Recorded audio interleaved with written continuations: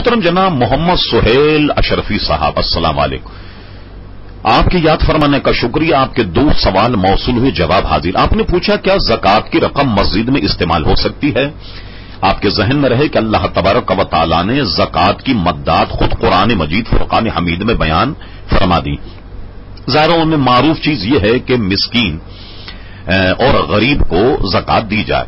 ہمارے امام اعظم ابو حنیفہ رضی اللہ عنہ کا مذہب یہ ہے کہ زکوٰۃ کی رقم جو زکوٰۃ کا مستحق ہے اس کو جب تک دے کر مالک نہ بنا دیا جائے اس وقت تک زکوٰۃ کی رقم ادا نہیں ہوتی، اور فرمایا گیا کہ زکوٰۃ جو ہے وہ مال کا میل ہے، اس لیے سید کو یا ہاشمی کو زکوٰۃ نہیں دی جائے گی۔ مسجد چونکہ اللہ تبارک و تعالی کا گھر ہے، اس لیے مسجد میں پاک مال استعمال ہوگا، زکوٰۃ کی رقم کا استعمال کرنا مسجد میں جائز نہیں۔ دوسری بات آپ نے یہ پوچھی مرید ہونے کے لیے کم سے کم عمر کیا ہونی چاہیے؟